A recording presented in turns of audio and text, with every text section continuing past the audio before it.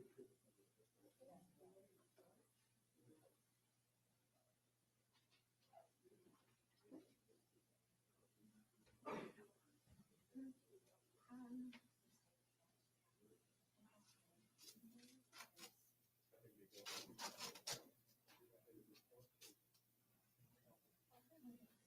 feel bad that I haven't. I check my notifications.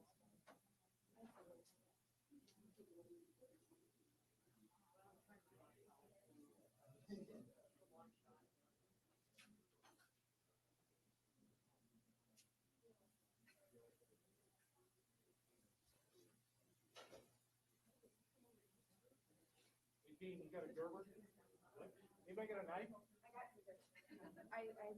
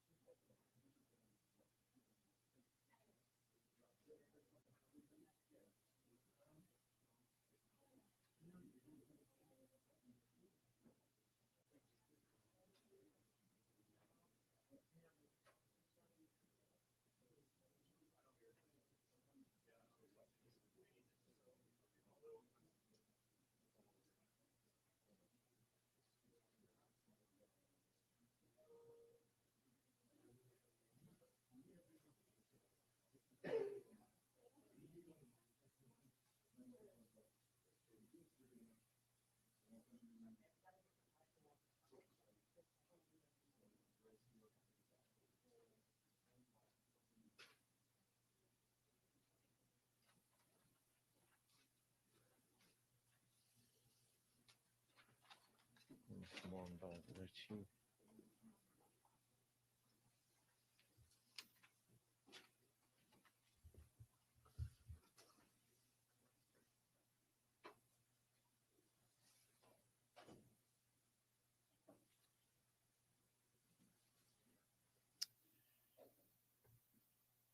Well, thank you for joining us this morning. Last night, Indianapolis was revisited by the scourge of gun violence that has killed far too many in our community and in our country. Although we will learn more about this case in the coming days and in the coming weeks, no piece of information will restore the lives that were taken or the peace that was shattered. Nothing we learn can heal the wounds of those who escaped with their lives, but who will now bear the scars and endure the memories of this horrific crime. What we are left with this morning is grief. Grief for the families of those killed, grief for the employees who have lost their coworkers, and grief for the many Americans struggling to understand how tragedies like this continue to occur again and again. They joined the Indianapolis community in trying to understand this senseless violence. And it seems to me that beyond the need of comfort for the grieving, we must guard against resignation or even despair. The assumption that this is simply how it must be, and that we might as well get used to it. We need the courage that compels courageous acts that push past weariness. I want to thank the first responders who arrived at the scene, the IEMS personnel who provided medical care to those injured, and the brave IMPD officers who responded and who are now investigating the events of last night. By all accounts, these women and these men acted heroically, caring for victims and families and bringing order to a chaotic environment. I'll close by saying this. Community. Last night was a devastating blow, and its impact will be felt by our community for days and weeks to come. But in times of despair, I know that our residents will rally together and help one another make it through. The eyes of the nation are on Indianapolis today in ways that we would never have hoped for. And for those who only know of this city, what they have learned when we are hosting major events on a global stage, they would be forgiven for simply believing that the people of Indianapolis are known for kindness shown to those who come to visit. What they cannot see in those moments, and what is difficult for us who live here to see in these moments, is that this spirit of generosity and radical love is shared not just by our residents, but between our residents. It is what makes this a special place that we are proud to call home in times of triumph and in times of tragedy. It is what gives us the strength to see through the darkness and find the light of love that exists within each of us. It is what gives us hope. And no crime of passion or act of hate can take that away from us. Not today, not ever. I'll turn it over now to the Chief of the Indianapolis Metropolitan Police Department, Chief Randall Taylor.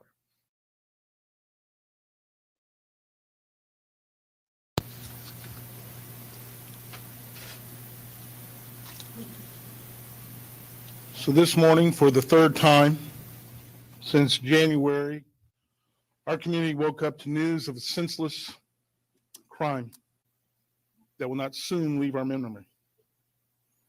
This is unacceptable for Indianapolis. Our IMPD officers went towards danger, as they typically do, and when they arrived on the scene, they found something that really no one should see. We've all been shaken by this heinous act. I will tell you, the one thing that drew me to Indianapolis when I first came here in '93 was for such a big city to have such a small town feel and heart.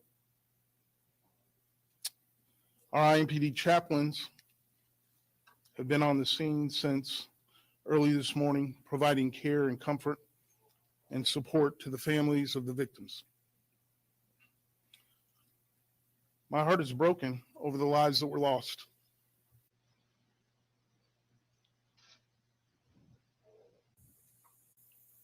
FedEx is a major employer in this city.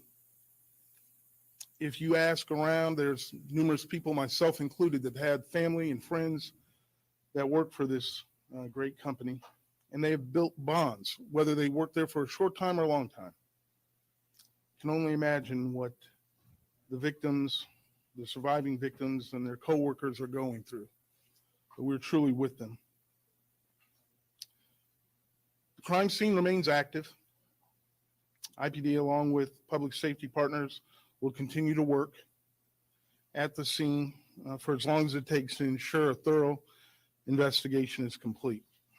You'll soon hear from Deputy Chief Craig McCart, who will share what we know to this point, but that information will be limited. I can share a few things with you, though. I know the first responders did an incredible job. You more than likely will hear stories of their bravery as this develops. I know it's going to take time for us to learn more about what happened last night, and I don't honestly know that we'll ever really know all the ins and outs to why this occurred, but we'll certainly do our best. But I do know our community stands together. That was evident through services that were rendered by companies here like Indigo, Holiday Inn, and also with our law enforcement partners.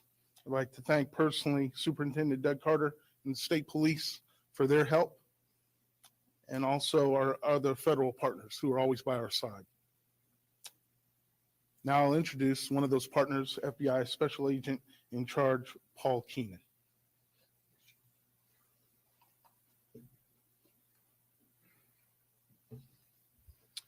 Thank you, Chief. As the Chief said, my name is Paul Keenan. I'm the Special Agent in charge of the FBI Indianapolis Field Office.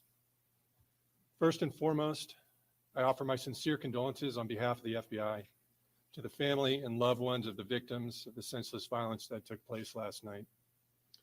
While we mourn the devastating loss of their lives, we are dedicated to honoring their memory through a meticulous investigation. FBI Indianapolis is part of this community, and we stand with our friends and our neighbors to condemn this violent act that has impacted so many. I stand here today with my partners because whenever there is a tragedy such as this, the FBI surges resources to assist our law enforcement partners in addressing those immediate needs. FBI personnel are assisting the crime scene, conducting interviews, assisting on the search of the suspect's home, and will provide any technical expertise requested by the IMPD. Many of you have already asked what the motive of this shooting was, and with less than 12 hours since the shooting, it would be premature to speculate on that motivation. I can tell you that there is no further threat, and updates will continue to be shared as there are more details. We're grateful for our strong partnerships with the law enforcement in Indiana. As we have done in other cases, the FBI will dedicate all available resources to follow every lead and use all investigative capabilities to seek justice and bring closure for the victims' families. Next up, I'd like to introduce Deputy Chief Craig McCart from the IMPD. Thank you.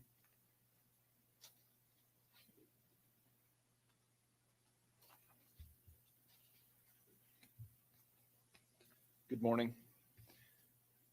First of all, I'd just like to reiterate some of what's already been said. Recognize this horrible tragedy that our community has experienced this morning, and certainly our condolences go out to the victims, their families, their friends, their loved ones, and our thoughts and prayers are certainly with all those who were affected by this violence. And we know that that's far-reaching, that this violence is far-reaching. And so we keep all of them in our thoughts as we move forward. So I will quickly go through how this investigation has progressed. And again, bear with me, there's going to be a lot that I am not able, a lot of questions that you may have after I'm done that I may not be able to answer. We're still working on those answers. This investigation is very much still in its infancy, but I will answer what I can after we're done. So late last night, officers received a run of shots fired to the FedEx facility.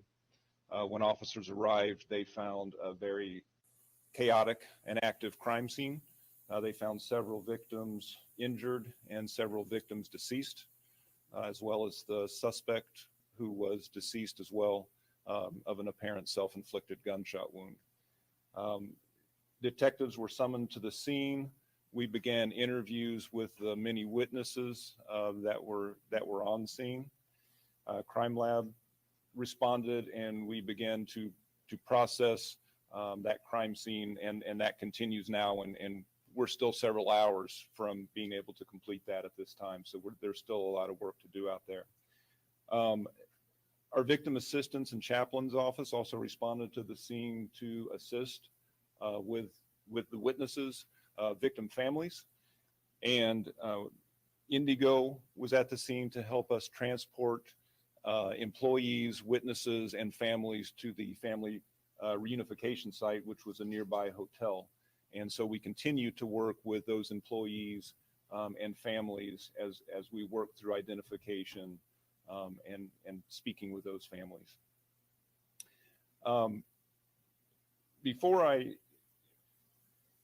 open anything up for questions, I want to recognize the work that's being done out there as we speak by our detectives and the help that we have received from other law enforcement agencies. I'd like to also give a thank you to the state police. They were a huge help last night as their detectives worked right alongside with ours. They allowed us to use this facility, and not only for this event, but for interviews last night. Indigo, as I've already said, our federal partners who have been right beside us throughout this investigation as well. We will now work alongside the coroner's office as we work through victim identification. And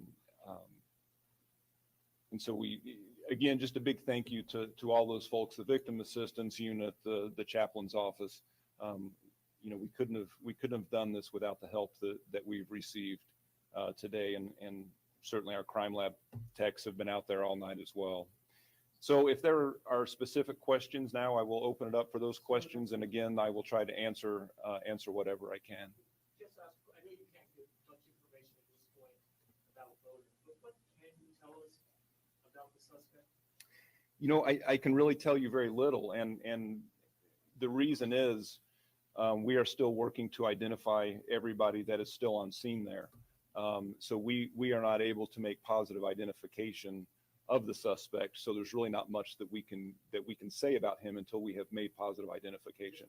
Were any of the eyewitnesses that you were able to talk to, did any of them say anything about the suspect? Did they recognize this person? So what we did find preliminarily from the interviews that were conducted was that this suspect came to the facility, and when he came there, he got out of his car and pretty quickly started some random shooting outside the facility. There was no confrontation with anyone that was there. There was no disturbance. There was no argument. He just appeared to randomly start shooting, and that began in the parking lot. And then he did go into the building, into the facility for a brief period of time. before he took his own life. What connection, if any, at this point, does the shooter have to the FedEx facility or any of its employees? We don't know that. Again, that's difficult to determine until we make positive identification. So we're certainly working with the FedEx organization in trying to establish all those connections, but we just can't do that yet. Craig, if I can be clear, you're saying you don't have a firm identification of the suspect, but the special agent said they're assisting with the search of his house. And that's accurate. I mean, we have an idea. We have some other leads that led us to that location. But again, until we make positive identification along with the coroner's office, we're not going to obviously identify anybody. But there is a search going on in somebody's house. There's all kinds of things going on in the investigation, but yes, that is one of them. Okay, a search of the individual you think who is the shooter in this case. Potentially, yes. Potentially, yes. How many weapons recovered? How many shots fired? I can't tell you that yet. Again, the crime lab is still out there collecting all that evidence, and we can't determine those things until they've completed.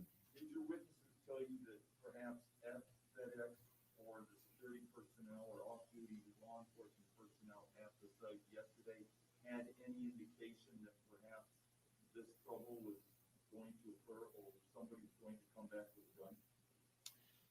No.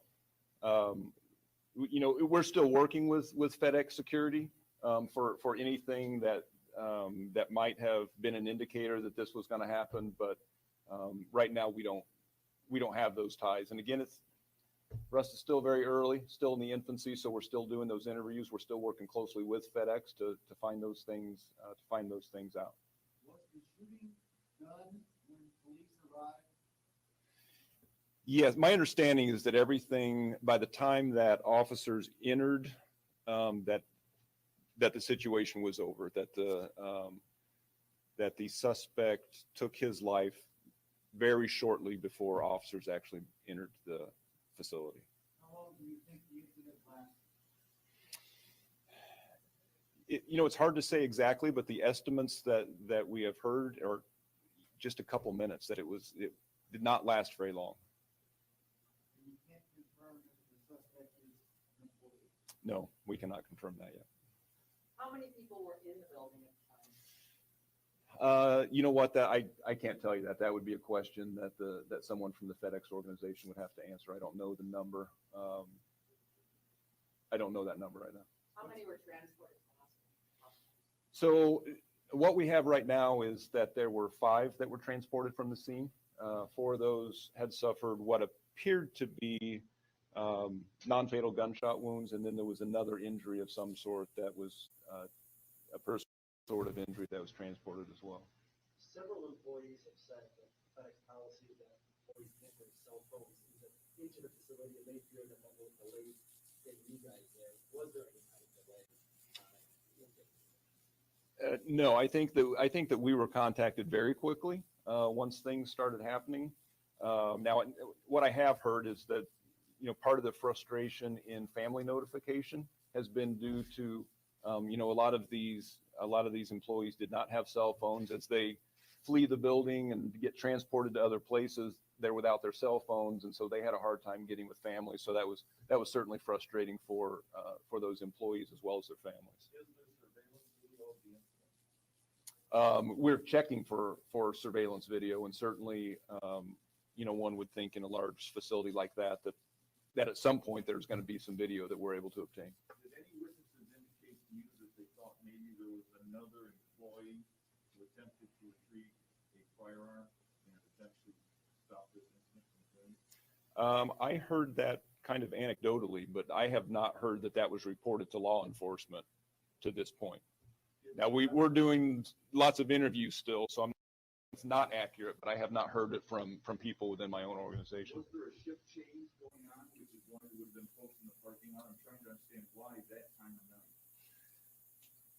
We haven't determined that yet, but I know there are some places where I think a lot of the employees take breaks and lunches and things like that out in that area as well. So, and it could have been a shift change as well. I don't have that answer right now. The scope of the investigation facility quite massive. Not asking for graphic detail, but you said it's gonna take a couple of hours. Can you give us an inside look as to what are you doing in that building? What are you collecting? And then also, sir, a follow-up question, how many people have you interviewed or do you plan on interviewing as part of the investigation? Thank you. So first, it's not just inside the building where we continue to work and process the crime scene, because as I indicated, it started outside the building. So crime lab personnel have a painstaking process, a very organized process of documenting all the evidence that's there on the scene. And that will start with diagrams and pictures and videos, and then the actual physical collection of any evidence that's on the scene. So that has to be done in there's a big area. Like I said, we started outside and then we went into the facility. So all that's going to take a while.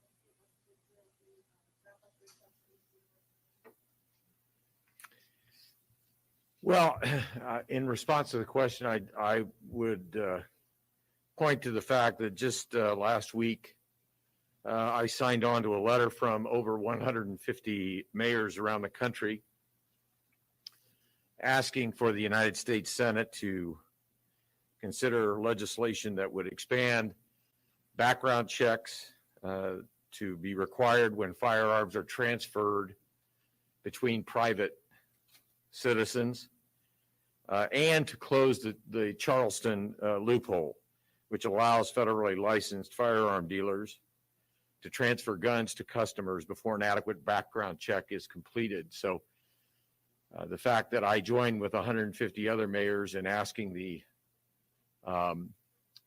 federal legislature to do that at least indicates what I would like to see done legislatively.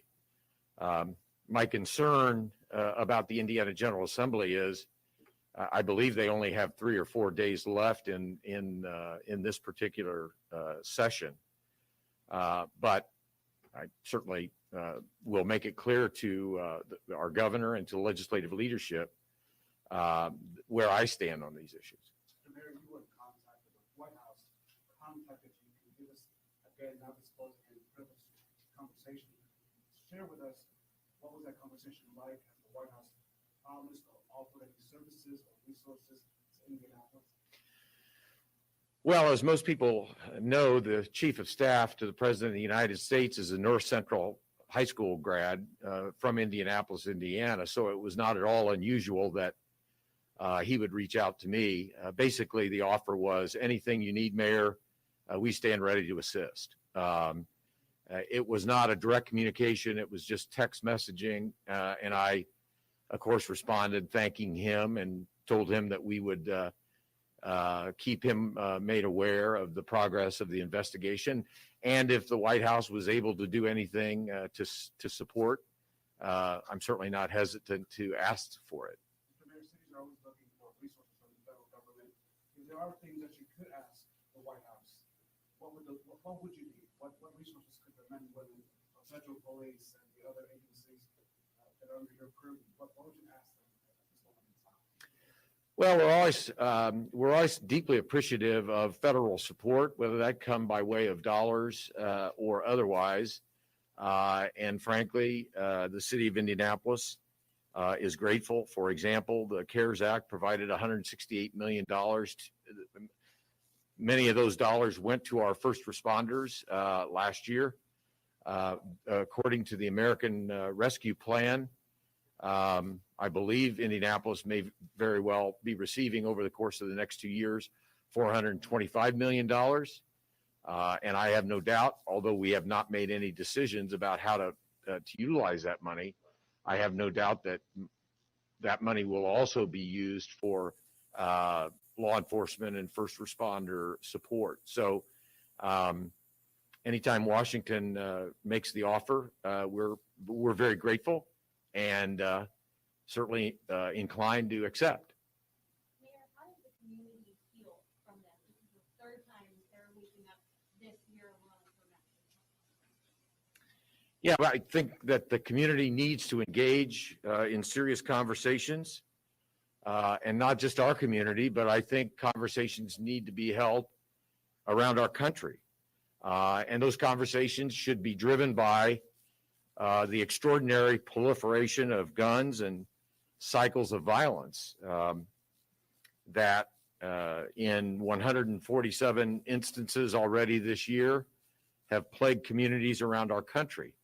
And unfortunately for the city of Indianapolis, this is the third mass killing that we have experienced. So the process of healing will take time, but I think healing does depend on meaningful conversations between people about how we stop this cycle of violence that's driven by readily accessible guns. And I certainly intend to lead in that regard. We've been told that the suspect was allegedly shot to kill himself. So what weapon was found with him? Is that the only weapon you believe was used in this shooting? So we know that there was, or we believe that there was a rifle involved. We don't have the specifics on the weapon yet, as again, we're still processing that and all that hasn't been collected yet.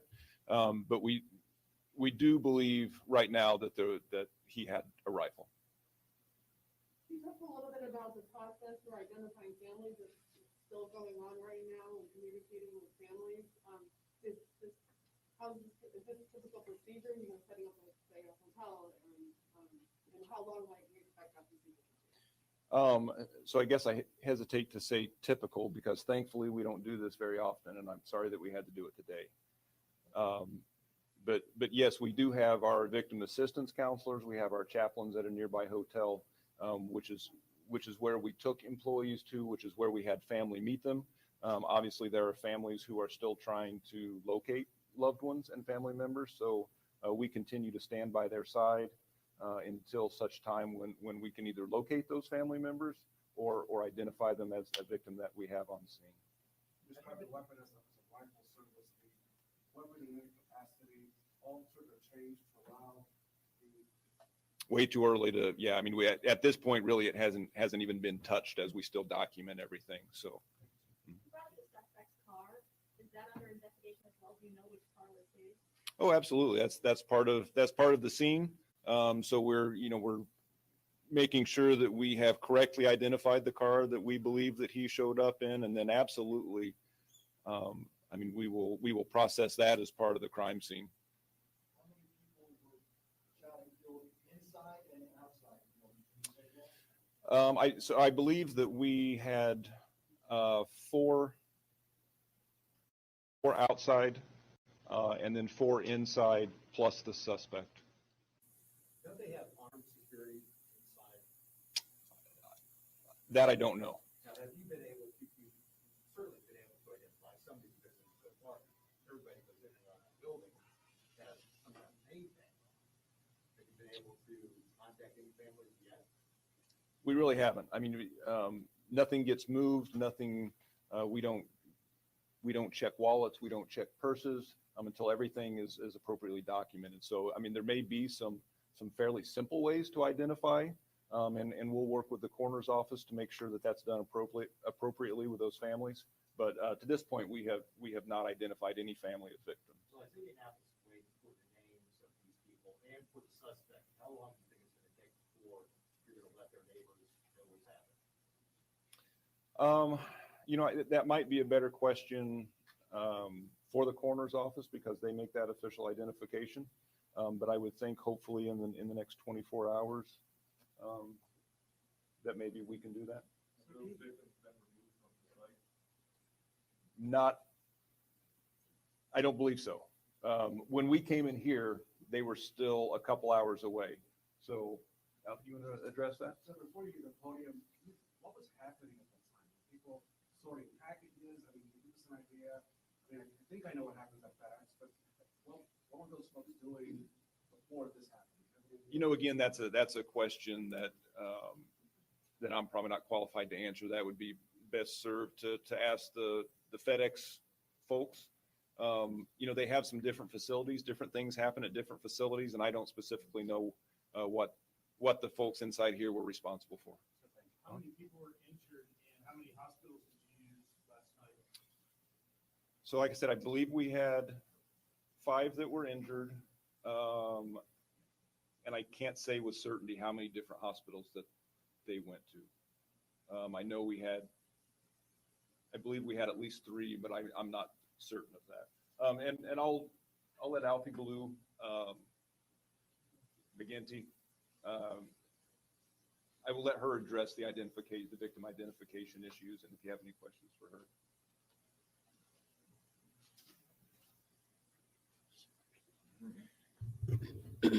Good afternoon.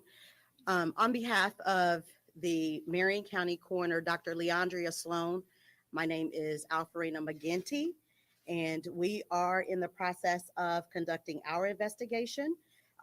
As has been stated, what we typically have to do is wait until all of the evidence has been collected.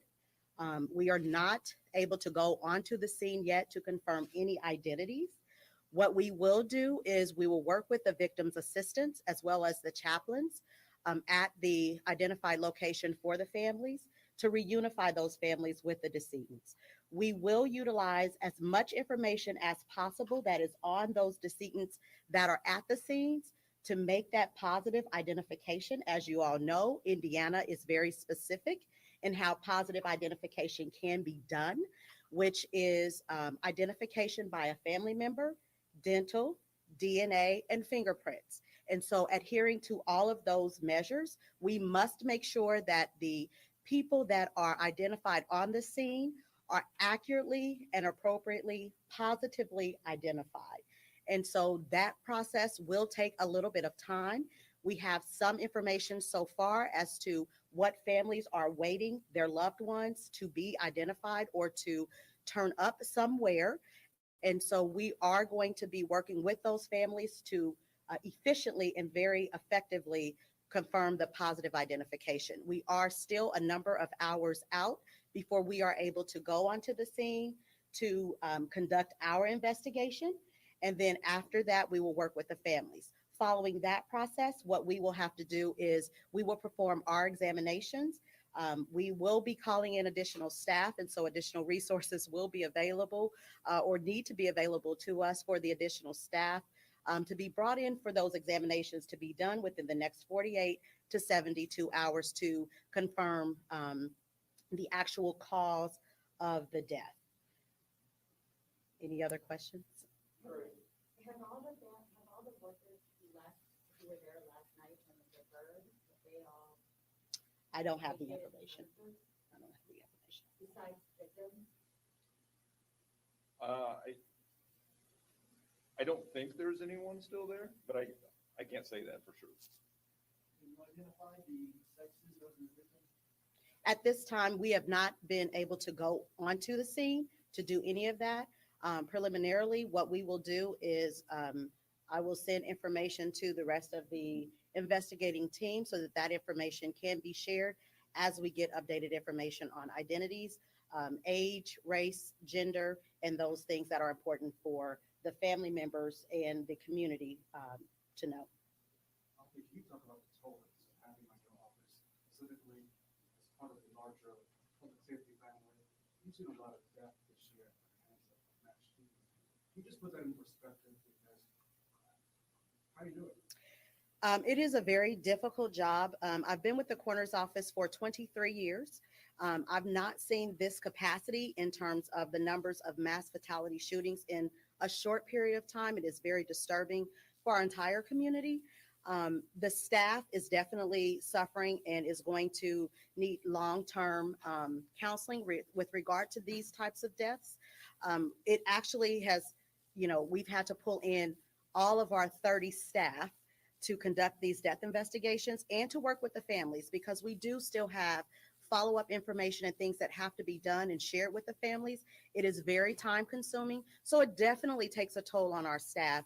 And again, we are asking for additional resources so that we will have the capacity to handle these types of death investigations, unfortunately. Specifically, now, you deal with that almost every day. How is this any different when you see this scope? Can you just explain the difference? Sure. I don't do your job. so. Right. So the scope is pretty significant when you have this number of people. Pulling in all of our staff that are available, calling people from other jobs that have to come in and assist, as well as surrounding county coroners that are able to come in and assist us with these types of investigations. Additionally, we've seen an increase in death investigations in general over the last couple of years.